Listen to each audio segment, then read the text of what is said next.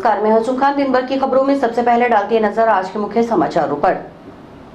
केंद्रीय मंत्री नितिन गडकरी ने 6 राष्ट्रीय राजमार्ग परियोजनाओं और रेलवे क्रॉसिंग पर 7 पुलों का किया लोकार्पण और शिलान्यास। पकासारना के शहीद ओम प्रकाश जानी स्टेडियम में आयोजित हुआ कार्यक्रम।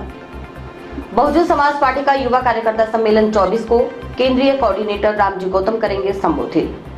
FCI-GM ने किया निरीक्षण, 30 जून तक होगी गेहूं की सरकारी खरीद। अब खबरें विस्तार से। भारत सरकार के सड़क परिवहन एवं राजमार्ग मंत्री नितिन गडकरी सोमवार को हनुमानगढ़ पहुंचे। उन्होंने जिला मुख्यालय से करीब 15 किलोमीटर दूर श्रीगंगानगर मार्ग पर स्थित गांव पकासारना के शहीद ओम प्रकाश जानी स्टेडियम में आयोजित कार्यक्रम में शामिल होकर 6 राष्ट्रीय राजमार्ग परियोजनाओं और रेलवे क्रॉसिंग पर 7 पुलों का लोकार्पण और शिलान्यास किया। इन सब कार्यों पर 2050 करोड़ रुपए से अधिक की लागत प्रस्तावित है। खास बात यह है कि गडकरी ने इन कार्यों में शामिल सबसे महत्वपूर्ण परियोजना 321 करोड़ रुपए की लागत से बनने वाली हनुमानगढ़ कैंचिया सड़क मार्ग के नवनिर्माण का शिलान्यास भी किया।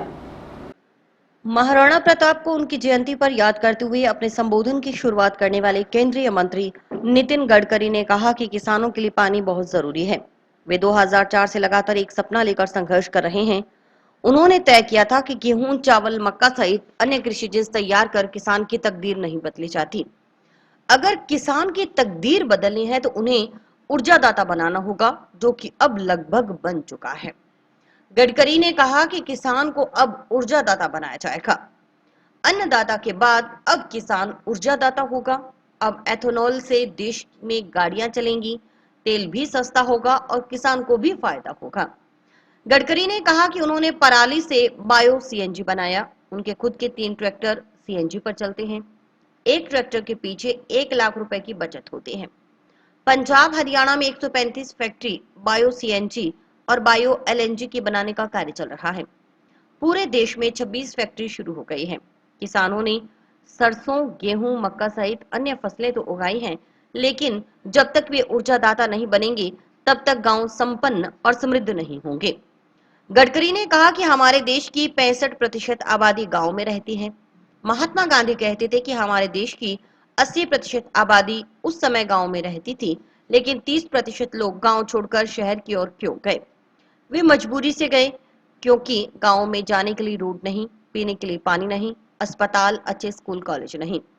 अब कुछ सुधार हो रहा है, लेकिन अब गांव को स्मार्ट विलेज बनाना है। गांव को सुखी, संपन्न, समृद्ध बनाना, ये हमारा आपका सबका मकसद है। कार्यक्रम में श्रीगंगानगर सांसद निहाल चंद, चूरू सांसद राहुल कसवा, झुंझुनू सांसद नरेंद्र खिंचड़, पूर्व मंत्री डॉक्टर राम प्रताप, भाजपा जिलाध्यक्ष बलवीर बिश्नोई, पीलीबंगा विधायक धर्मेंद्र मोची, संगरिया विधायक गुरदीप शाहपिनी, सूरतगढ़ विधायक राम प्रताप कासनिया, नोखा विधायक बिहारी लाल बिश्नोई, पूर्व सांसद राम सिंह कसवा, नोहर के पूर्व विधायक अभिषेक मटोरिया, भादरा के पूर्व विधायक संजीव बेनीवाल, पीलीबंगा के पूर्व विधायक द्रौपदी मेघवाल, नगर परिषद के पूर्व सभापति राजकुमार हिसारिया आदि मंचासीन रहे। हमारे सबके प्रेरणा स्रोत, जिन्होंने इतिहास में ऐसा इतिहास लिखा है जो इतिहास कुर्बानी का है, देशभक्ति का है। इतिहास के बारे में यह कहा जाता है कि इतिहास गद्दी पर बैठकर लौड़ के पीछे देखते हुए इतिहास लिखा नहीं जाता। इतिहास समर्पण और बलिदान के खून के बिंदु से लिखा जाता है।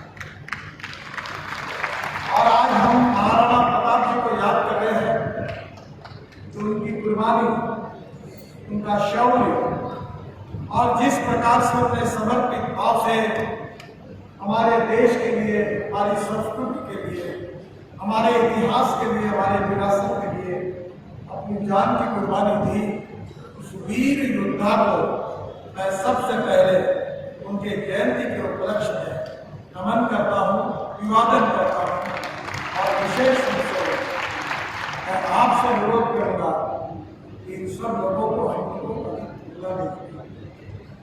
आज अगर हम स्वाधीन भारत के नागरिक के रूप में अगर आज जीवित है, तो इसका श्रेय वो वीरों को, इन योद्धाओं को है, जिन्होंने अपने देश के इतिहास को देश की संस्कृति को, देश की विरासत को। उसी प्रकार से हमारे जवान जो आपसे ये सीमाएं बहुत नजदीक लगी हुई और हमारे जवान लगातार इस क्षेत्र से भी बड़े पैमाने पर देश की सुरक्षा करते हैं। अनेक जवान देश की रक्षा करते हुए शहीद हुए हैं। उन सबको भी मैं हृदय से अभिवादन करता हूं और विशेष रूप से उसको याद करता हूं।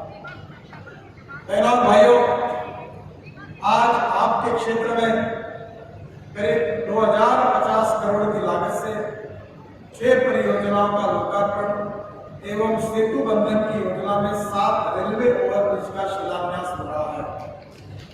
मुझे बहुत खुशी है कि हमारे सांसद निहाल चंद जी, राहुल जी, नरेंद्र कुमार जी मुझे बार बार आग्रह करते थे वहां आने का। अनेक काम शुरू हुए पर भूमि पूजन के लिए भी मैं आ नहीं पाया, क्योंकि देश में इतने काम शुरू है कि मैं यहाँ आते समय थोड़ी देरी हुई है। मैं आपको क्षमा मांगता हूँ, पर एक बात आपको बता देता हूँ कि आपने तीनों सांसदों को चुना है, वो आपके हर काम के लिए उन्होंने मेरे घर के इतने चक्कर काटे और विचारों ने इतनी मेहनत और परिश्रम किया है कि उनकी परिश्रम और मेहनत के कारण आज ये चित्र आपको देख रहा है। इसका श्रेय किसी को है। बहुत बार कुछ कामों में अड़चन आती थी, अभी लैंड एक्विजिशन के कार्यक्रम में अड़चन आती थी, क्लियरेंसेस में अड़चन आती थी और मैं भी हर बार उनके साथ बैठता था और मार्ग निकलता था, काम होते थे और धीरे धीरे काम काफी बड़े प्रमाण में हुए। मैं विशेष रूप से राम प्रताप जी को याद कर रहा हूं। मैं वो मंत्री थे और मैं सिंचाई मंत्री था, वाटर रिसोर्सेज।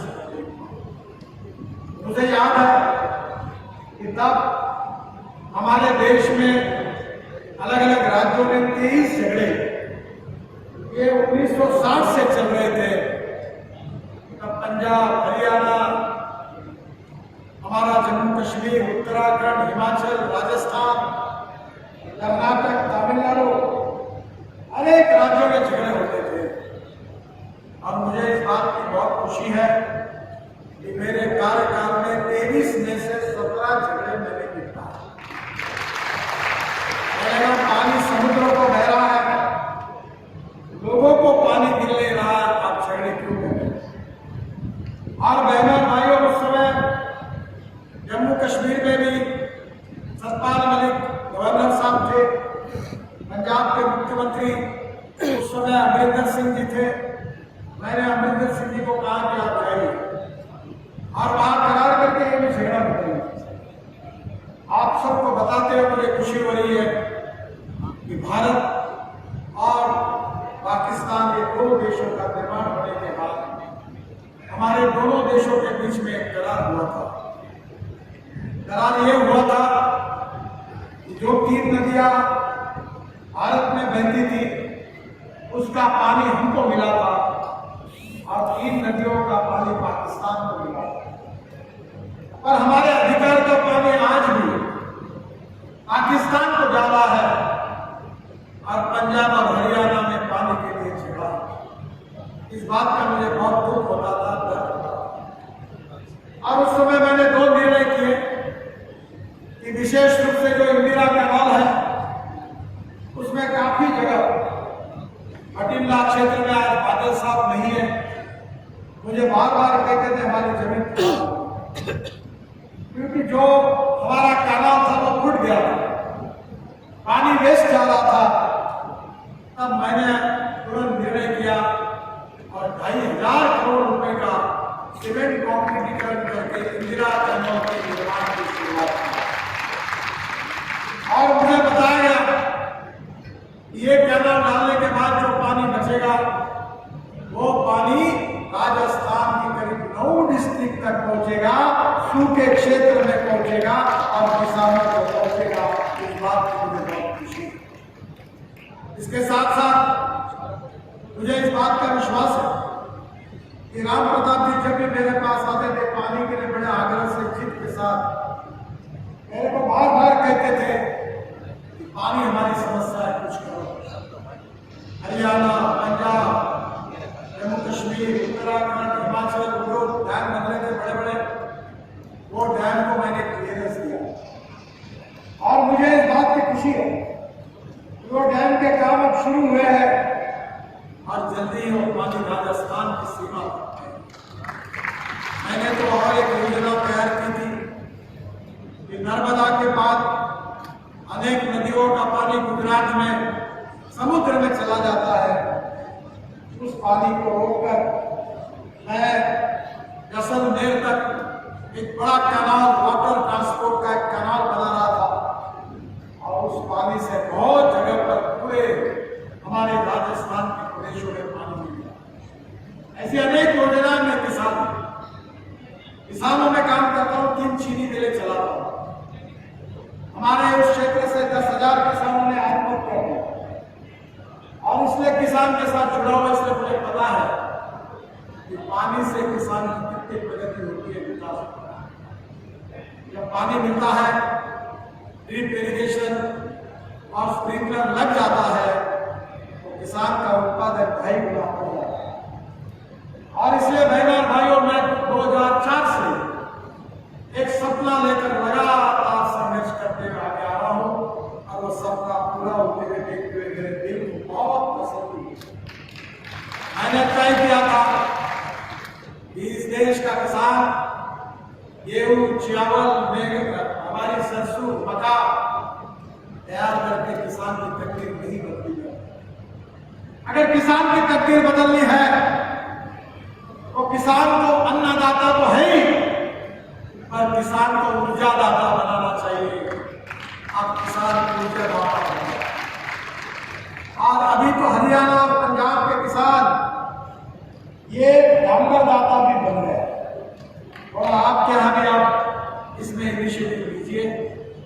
जो बरली है, जिसको राइस स्ट्रॉ कहते हैं, हमने पानीपत में और इंडियन ऑयल के पीछे लगकर एक प्लांट लगाया है और वहां बरली से, राइस स्ट्रॉ से 1 लाख लीटर इथेनॉल पैदा होता है और करीब 150 टन बायोफ्यूल पैदा होता है। और अभी ऐसी टेक्नोलॉजी आई है कि rice straw, cotton straw, wheat straw, bagasse, कोई भी बायोमास, अगर 20 लाख का ट्रैक्टर मोल्डेड यूनिट है, उसमें अगर डाल देंगे तो डामर तैयार होगा, विटामिन तैयार होगा। और मेरी इच्छा है कि इस देश के किसान अन्नदाता तो है, ऊर्जादाता भी बन गए, अब विटामिन दाता बने, ये मेरा सपना है। हमारे देश को 80 लाख टन विटामिन लगता है, 50 लाख टन हमारे यहाँ हमारी रिफाइनरी देती है और 30 लाख टन इंपोर्ट होता है। बहनों और भाइयों, हमारा ये 30 लाख टन विटामिन हमारे राजस्थान का, गुजरात का, महाराष्ट्र का, पंजाब का, हरियाणा का, कर्नाटक का, आंध्र का और तेलंगाना का किसान अब पैदा करेगा और वो टेक्नोलॉजी मैं लेकर आ रहा हूँ, वो पूरी प्रूवन हो गई। बहनों और भाइयों, आपने कभी मुझे यूट्यूब पे सुना, मैं बार बार कह रहा हूं कि ये किसान ऊर्जा का, हम शुगर के जूस से इथेनॉल बनाते हैं। मेरे यहाँ को 2 lakh litre ethanol per day बनता है और इथेनॉल इतना ही नहीं तो सीड मोलाइसिस, शीरा, इससे भी इथेनॉल बनता है। फिर बी हेवी मोलाइसिस जो 7% होता है शुगर परसेंटेज, उससे इथेनॉल बनता है। महाराष्ट्र में, उत्तर प्रदेश में इथेनॉल बनना शुरू हुआ है। हमारे देश में 16 लाख करोड़ रुपए का fossil fuel, petrol, diesel, gas import होता है। हमें आप सबका सहयोग चाहिए कि अब ये इंपोर्ट नहीं होगा, ये पूरा फ्यूल इस देश का किसान बनाता है। 50 टीवीएस और हीरो की गाड़ियां मैंने लाई है, मैं ट्रांसपोर्ट मंत्री हूँ, 100% इथेनॉल पर चलती है। अब टाटा की गाड़ी आने वाली है, फ्लेक्स इंजन।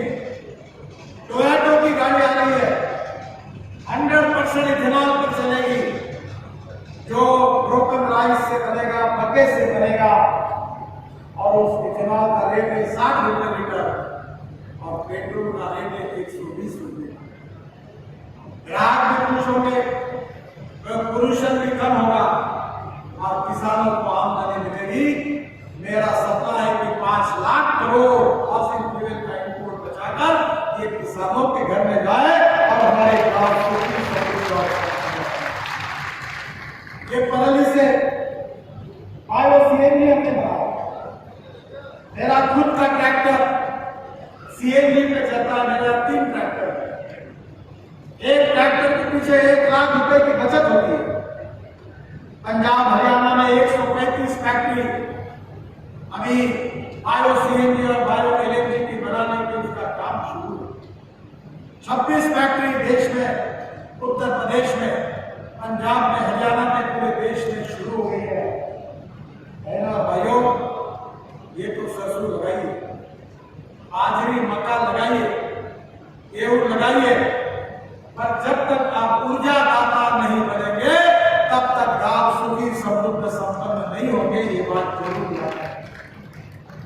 और इसीलिए मैं अनेक दिनों से कह रहा हूं कि हमारे देश में diversification of agriculture towards energy और क्रॉप्स है। और दूसरी एक बात मैं आपको कहूँ, मैं बहुत विद्वान आदमी नहीं हूं, तो अभी तक मुझे 6 यूनिवर्सिटी की 6 डिग्री मिली है, डॉक्टरेट। और ये डॉक्टरेट जो मिली है, 4 जो है वो एग्रीकल्चर साइंस में मिली है। मैं पानी पे काम करता हूँ, दौड़ने वाले पानी को चलने के लिए लगाओ, चलने वाले पानी को रुकने के लिए लगाओ, और रुके हुए पानी को जमीन को पीने के लिए। गांव का पानी गांव में, खेत का पानी खेत में, घर का पानी घर में। मेरे यहाँ 2 कुएं, बाजू में नाला था, उसका हमने खोलीकरण मंडीकरण किया। दोनों कुएं में सोलर पंप लगाए 7-7 हॉर्स पावर के, और करीब सुबह 8 से लेकर शाम को 6 बजे तक पानी। मैं ऊपर से देख रहा था, थोड़ा थोड़ा हरियाली दिख रही थी, पर यह पर्याप्त नहीं है। राजस्थान की इस भूमि को पूरी तरह ग्रीन करने की जिम्मेदारी आपकी। फल फूल सब्जियां, ये पानी आएगा तो लगेगी। मैं कनाडा और अमेरिका में हमारी कॉर्पोरेट पुलिस कंपनी की ओर से 22 कंटेनर सब्जियां एक्सपोर्ट कर रहा हूं। आपको ताज्जुब होगा कि हमारा आईक्यूएफ प्लान है, इसमें 1 साल तक सब्जी वैसी ही रहती है।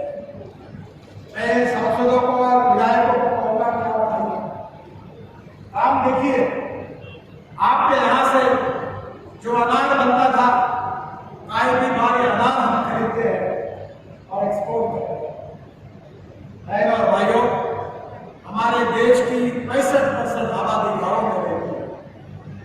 महात्मा गांधी कहते थे कि हमारे देश की 80% आबादी उस समय गांव में रहती थी। 30% लोग गांव छोड़कर शहर की ओर क्यों गए? क्या खुशी से गए? मजबूरी से। गांव में जाने के लिए रोड नहीं, पीने के लिए पानी नहीं, गांव में अस्पताल नहीं, गांव में अच्छे स्कूल नहीं, गांव में अच्छे कॉलेजेस नहीं। स्कूल की बिल्डिंग है तो टीचर नहीं है, टीचर है तो पढ़ाई नहीं है, और बिल्डिंग, पढ़ाई और टीचर अच्छे हैं, पब्लिका के रास्ते अच्छे हुए, इसके कारण पब्लिका का। केंद्रीय मंत्री नितिन गडकरी ने करीब 1 दर्जन राष्ट्रीय राजमार्ग परियोजनाओं का लोकार्पण और शिलान्यास किया। उन्होंने 7 आरओबी का शिलान्यास भी किया। 2050 करोड़ रुपए की है। कार्यक्रम में गडकरी ने Bikaner Suratgarh national highway, Nagaur Bikaner national highway, Fatehpur Jhunjhunu national highway का लोकार्पण किया। इसके अलावा Hanumangarh Kainchiya national highway, Fatehpur bypass, Mandawa bypass, Jhunjhunu bypass, Rajgarh bypass और पिलानी बाईपास का शिलान्यास किया। इसके अलावा सेतुबद्ध परियोजना के तहत 7 आरओबी का शिलान्यास हुआ। इसके तहत बीकानेर, चूरू, परिहारा, मेड़ता रोड, नीमका थाना, सूरतगढ़ और सादुलपुर में आरओबी बनेंगे। हम राजस्थान के रास्ते 2024 समाप्त होने के पहले अमेरिका के बराबर बना के देंगे ये वचन आपको।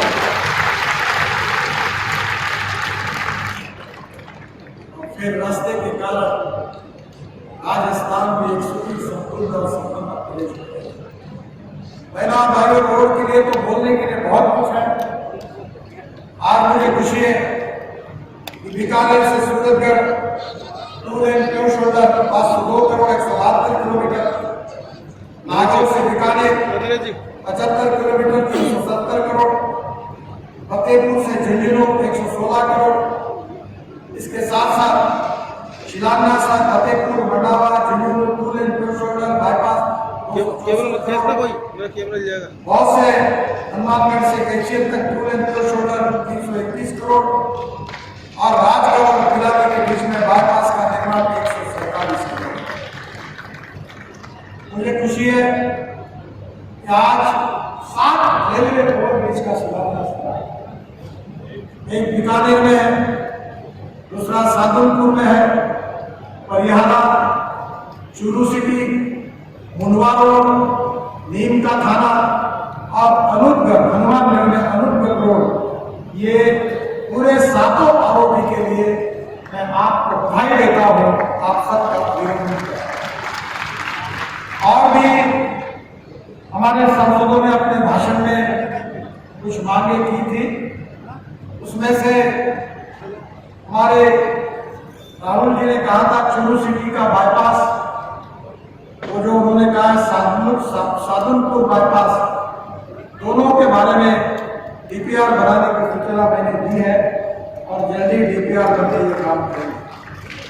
इसके साथ साथ हमारे झुंझुनू के एमपी नरेंद्र कुमार जी ने एक वीओपी उदार रोड और आरओबी सेतु बंधन के लिए जो कहा रिको फाटक और रक्षा फाटक, वो दोनों भी मैं मंजूर करके जल्दी मंजूर करके दूंगा, ऐसा उनको विश्वास है। जो झुंझुनू बाईपास है साउथ साइड, उसका मैं इवैल्यूएशन करूंगा। इसके साथ साथ निहाल चंद जी ने फ्लाईओवर मांगा है अयोरा नियर शुगर मिल, वो भी मैं वेरीफाई करके उसके ऊपर बात करता हूँ। हनुमानगढ़ टू भद्रकाली मंदिर, ये भी उन्होंने मांग की है। बाद में इंटरचेंज इन श्रीगंगा नगर और अमृतसर जामनगर, ये भी बात कही है, मैं इसको एग्जामिन करूंगा, अधिकारियों से बात करूंगा। सूरतगढ़ रवत्सा, ये एनएच क्लियर करने की बात है, अभी फिलहाल इसमें थोड़ी अड़चन है, जब भी खुल जाएगा तो मैं जो भी घोषणा करता हूँ डंके की चोट पर करता हूँ, तो होने वाला है उसमें संकोच नहीं करता। आप मुझे बोलत हो, ये मेरे हाथ के बाहर का काम है, ये आपको ध्यान की बात में समझा देंगे, और मैं ये भी कहने मैं जरूर।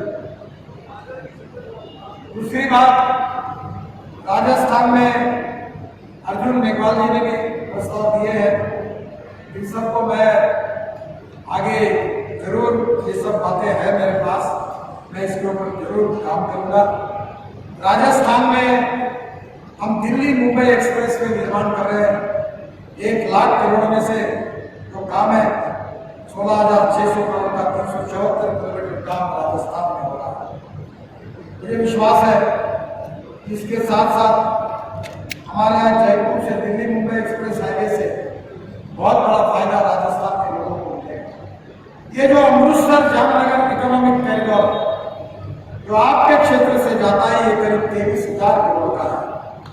917 किलोमीटर 6 लेन इकोनॉमिक कॉरिडोर, और ये 2023 अक्टूबर तक पूरा हो जाएगा। अमृतसर से जामनगर के बीच 970 किलोमीटर से 650 किलोमीटर कॉरिडोर बन गया है। राजस्थान में 14,000 करोड़ की लागत से 637 किलोमीटर 6 लेन 215 किलोमीटर बन गया है। यह कॉरिडोर पंजाब में 155 किलोमीटर, गुजरात में 125 किलोमीटर बन रहा है। ये कॉरिडोर पंजाब, राजस्थान, हरियाणा और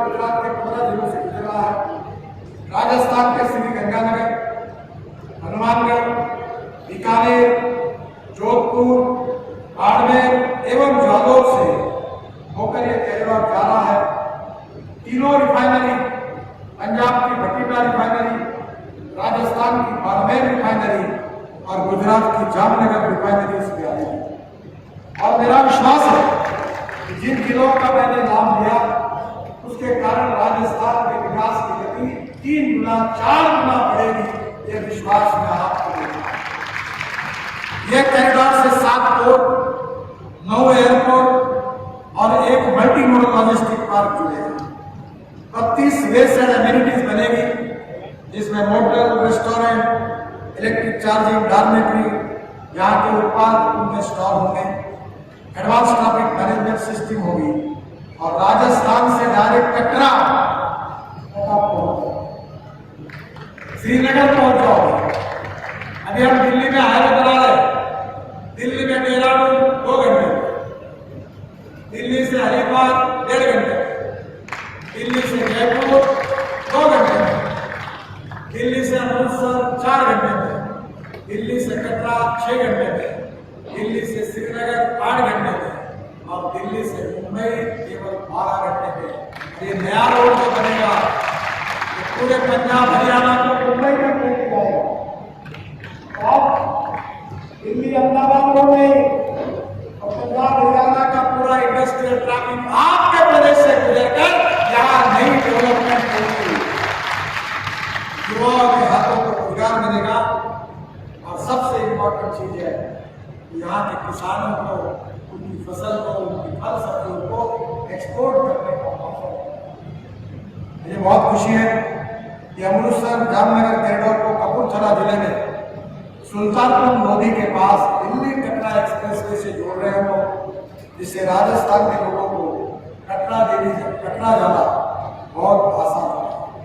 और एक महत्वपूर्ण बात है कि लुधियाना से अमृतसर जामनगर कॉरिडोर को लुधियाना को कनेक्ट करने के लिए मैं 2500 करोड़ रुपए की लागत से 75 kilometre 4 lane Ludhiana Bathinda greenfield express highway का काम दिसंबर 2024 में पूरा होगा।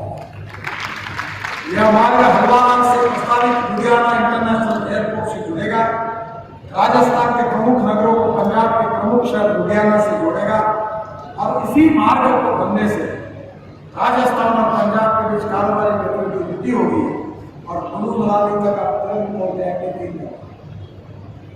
4,350 करोड़ की लागत से 128 किलोमीटर लंबा लुधियाना रूपनगर ग्रीनफील्ड हाईवे दिसंबर 2024 में पूरा होगा और जिसके कारण मेरा विश्वास है कि अब कार्य हिमाचल प्रदेश कुल्लू मनाली तक रहेगा। और Ambala Kotputli economic corridor 12,000 crore 313 kilometre ये बन गया है। राजस्थान से कुरुक्षेत्र, रोहतक, भिवाड़ी, अम्बाला से पंजाब जाना आसान होगा। यही कॉरिडोर से कैथल एवं जींद में राजस्थान को दिल्ली कटरा एक्सप्रेसवे से जोड़ा जाएगा और अम्बाला से कोटपुतली के बीच 50 किलोमीटर की दूरी कम होगी। Hanumangarh Kainchiya national highway 50 kilometre लंबा निर्मित होगा। नेशनल हाईवे प्रोजेक्ट के तहत यह 12 मीटर चौड़ा बनेगा। इसके तहत 10 मीटर की डामर रोड बनेगी और दोनों तरफ 1-1 मीटर के हार्ड शोल्डर भी बनेंगे। Hanumangarh Kainchiya national highway 50 kilometre लंबा निर्मित होगा। नेशनल हाईवे प्रोजेक्ट के तहत यह 12 मीटर चौड़ा बनेगा। इसके तहत 10 मीटर की डामर रोड बनेगी और दोनों तरफ 1-1 मीटर के हार्ड शोल्डर बनेंगे। इसके बीच और सड़क के दोनों तरफ व्हाइट लाइनिंग होगी। इस कार्य पर 325 करोड़ रुपए खर्च होंगे। परियोजना के तहत हनुमानगढ़ जंक्शन में बाईपास पर 2 आरओबी बनेंगे। एक आरओबी इंडस्ट्रीज एरिया में रिको फेस द्वितीय में हनुमानगढ़ श्री गंगानगर रेलखंड पर बनेगा और दूसरा आरओबी हनुमानगढ़ भटिंडा रेलखंड पर गांव नवा के पास बनेगा। परियोजना के तहत हनुमानगढ़ कैंचिया मार्ग पर पकासारना और गोलवाला में बाईपास बनेगा।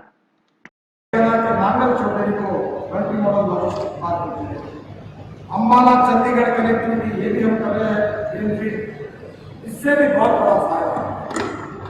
आज मुझे हमारे सांसदों ने कुछ मांगे की थी। बिहार जी ने हनुमानगढ़ जिले में नगराना का स्थानिक नागरिकों किसानों के आवेदन के लिए अंडरपास के बारे में मुझे बताया है। मैं निश्चित रूप से उसको मंजूर करूँगा। कालू से एटा के बीच मुसाईगढ़ के बीच सूरत थर्मल पावर सीमेंट फैक्ट्री को कनेक्टिविटी देने के लिए उन्होंने कालू से एटा के बीच 61 करोड़ की लागत से कट पॉइंट के साथ एंट्री और एग्जिट रैम्प बनाने की घोषणा की। नरेंद्र कुमार जी ने करंडा छोटा में अंडरपास बनाए जाने के संबंध में कहा, वो प्रस्ताव में मंजूर कर। बाद में नरेंद्र कुमार जी ने फतेहपुर मंडावा झुंझुनू में बाईपास निर्माण करने के संबंध में कहा 264 करोड़ की लागत से फतेहपुर मंडावा झुंझुनू में बाईपास का निर्माण कराया जा रहा है। कचहरी से झुंझुनू का मार्ग 4 लेन, उसका चौड़ीकरण तथा चिड़ावर सिंगाना का बाईपास का डीपीआर भी बन रहा है। हमारे सुमेधानंद सरस्वती जी ने भी सीकर में कुछ बातें बताई है, वो भी उसको भी मैंने स्वीकार किया है। मैं निश्चित रूप से राजस्थान के विकासों के प्रति बहुत प्रतिबद्ध हूं और उससे भी ज्यादा मैं एक किसान होने के नाते मैं आपको विश्वास दिलाना चाहता हूं कि गांव गरीब मजदूर और किसान का अगर कल्याण करना है तो हमें रोड अच्छे बनाने पड़ेंगे। वाटर, पावर, ट्रांसपोर्ट और कम्युनिकेशन के सिवा इंडस्ट्री नहीं आएगी, उद्योग नहीं आएंगे तो रोजगार नहीं आएगा और रोजगार नहीं आएगा तो गरीबी दूर नहीं। मैं हमारे गांव गरीब मजदूर किसानों की गरीबी दूर करना चाहता हूँ। मोदी जी के नेतृत्व में आत्मनिर्भर भारत बनाना चाहते हैं, गांवों को सुखी समृद्ध संपन्न बनाना चाहते हैं, हिंदुस्तान को शक्तिशाली बनाकर दुनिया की नंबर 1 की आर्थिक महाशक्ति बनाना चाहते हैं। मैंने अभी तक 50 लाख करोड़ के काम किए हैं, तुम्हारे यहाँ के हजारों करोड़ के काम हुए हैं, तो कोई कॉन्ट्रैक्टर को मुझे देने के लिए आने की कभी जरूरत नहीं। 1 रुपए का करप्शन नहीं है, ईमानदारी से देश के लिए हम काम कर रहे हैं। हम 2-4 रहे न रहे, तेरा वैभव अमर रहेगा, ये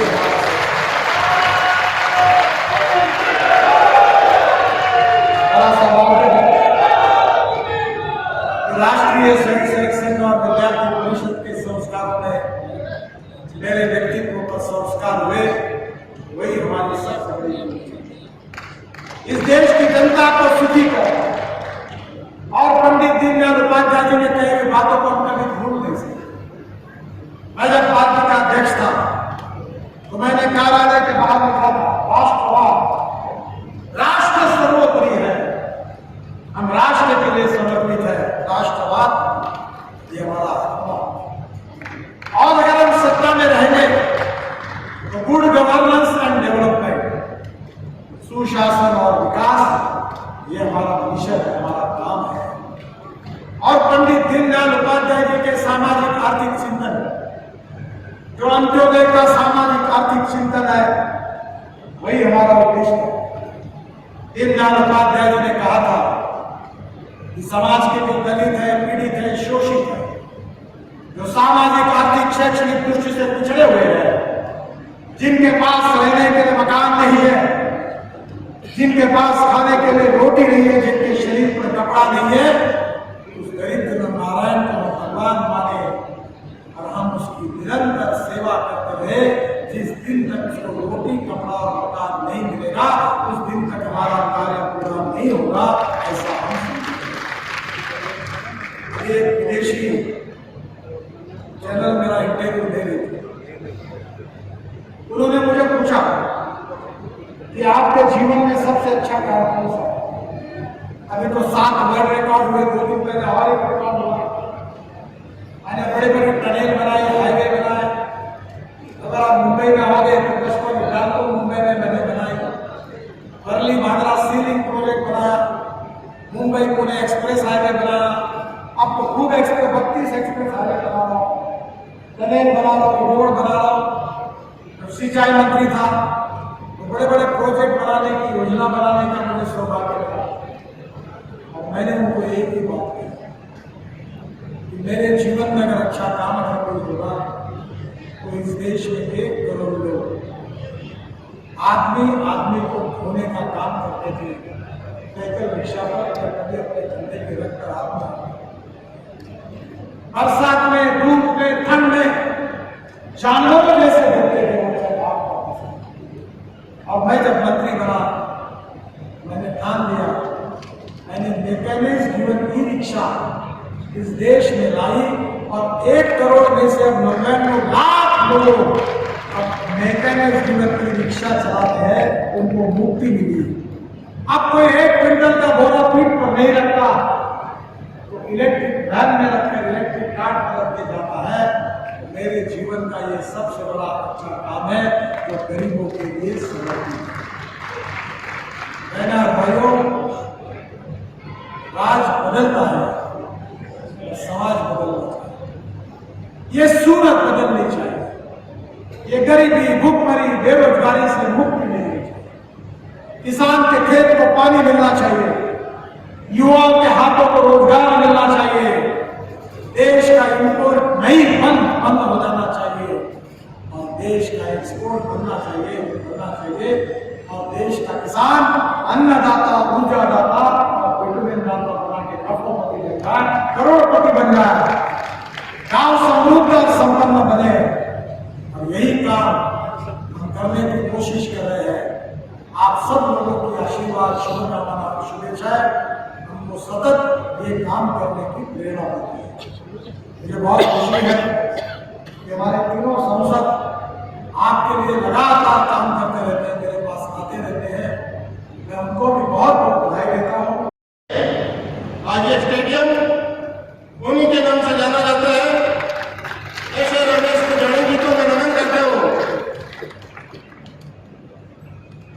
मैं आप सबको मैं धन्यवाद देना चाहूंगा कि आप सब लोग यहाँ पे पधारे हो।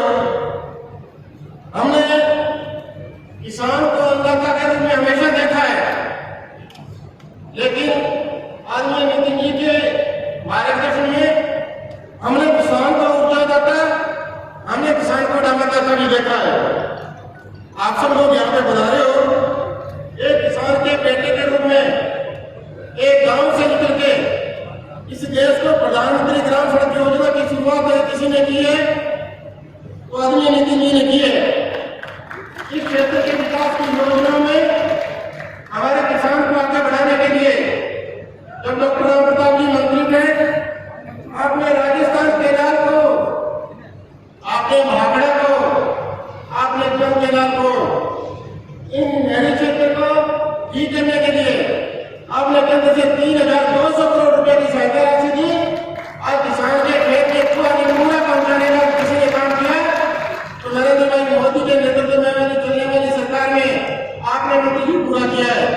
किसान के खेत में पानी नहीं था, किसान का खाड़ा कच्चा था, किसान की नहरें कच्ची थी, लेकिन हरी के बैराज से लेके पूरी राजस्थान केनाल को पक्का किया, पूरी जल केनाल को पक्का किया, पूरी भाखड़ा को पक्का किया और किसान के एक खाड़ा पक्का करने का अगर किसी ने काम किया है तो आपके द्वारा दिए गए 3,200 करोड़ रुपए की सेवा राशि से राजस्थान में भारतीय जनता पार्टी के राज ने और डॉक्टर राम प्रताप जी ने किया था।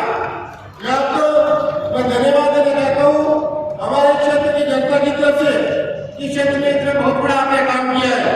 मैं ज्यादा कुछ नहीं कहता हुआ, इस सड़कों में जो हमारे लोकसभा क्षेत्र है, एक सीमावर्ती क्षेत्र है, सीमावर्ती क्षेत्र में आपने बहुत बड़ा काम किया है। आपने भातमाला दी है, आपने जामनगर से लेके और अमृतसर तक 754 किलोमीटर 754 के जो सड़कें में हमको मिली है। आपने सीमा क्षेत्र में भातमाला दी है, आपने हाईवे दिया है। लेकिन मैं आपसे आग्रह करना चाहूंगा कि हमारी कुछ डिमांड है। मैं ज्यादा कुछ नहीं बोलते, मैं कहना चाहूंगा कि हनुमानगढ़ से लेके भद्रकाली मंदिर तक एक नीम कोटिक सड़क बनाने के लिए मैं आपसे आग्रह करता हूँ। वो मात्र 8 किलोमीटर है। अमृतसर से लेके तो जामनगर तक का NH 754 का जो सड़क बन रही है हमारी मंत्री जी, उसमें गंगानगर जिले में वो एक जिले भी उसमें इंटरचेंज नहीं है। तो मैं आपसे निवेदन करता हूँ ये एटा रोड के पास में कानूसर में आप इंटरचेंज बनाने के लिए आप आदेश देंगे।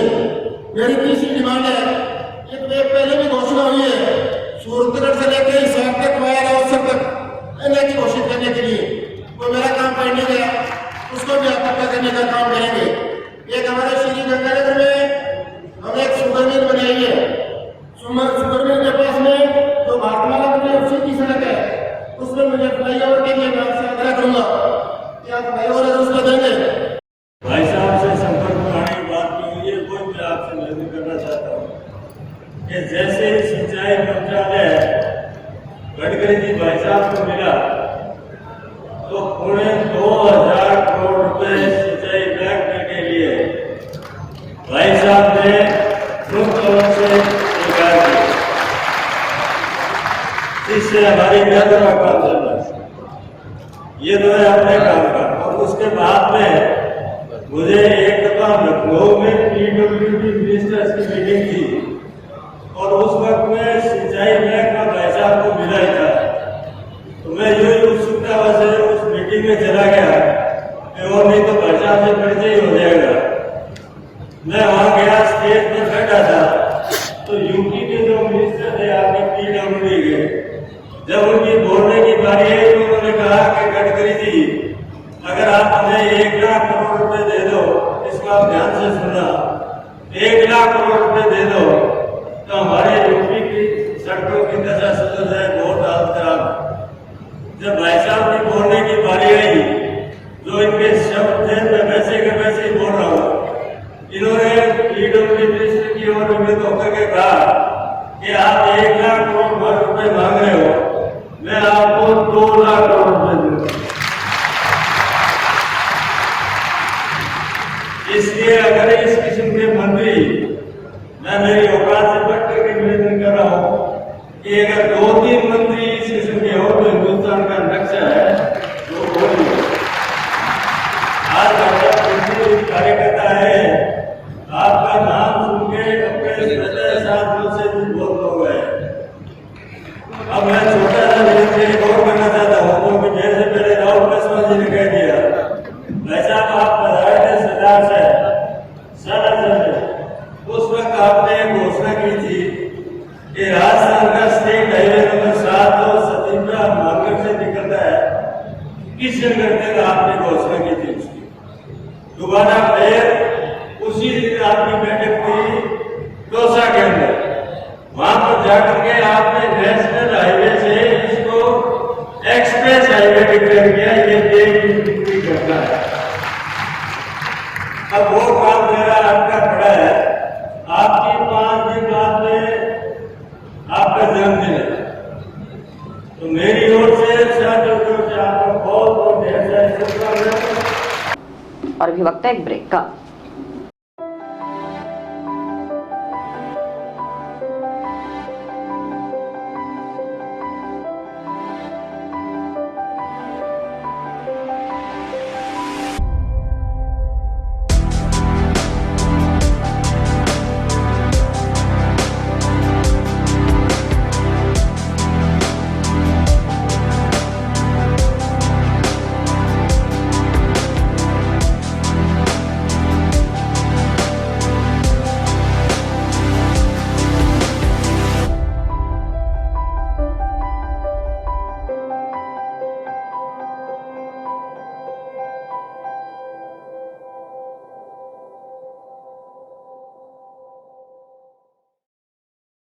भारतीय खाद्य निगम के महाप्रबंधक सौरभ चौरसिया ने सोमवार को जंक्शन धान मंडी में गेहूं की समर्थन मूल्य पर सरकारी खरीद प्रक्रिया का निरीक्षण किया। निरीक्षण के दौरान GM चौरसिया ने FCI अधिकारियों को आवश्यक निर्देश दिए। मीडिया से बात करते हुए FCI GM सौरभ चौरसिया ने बताया कि भारतीय खाद्य निगम की ओर से राजस्थान क्षेत्र में 30 जून तक निरंतर गेहूं की सरकारी खरीद की जाएगी। और इसी के साथ समाचार समाप्त हुए। रोजाना देखते रहिए समाचार। नमस्कार।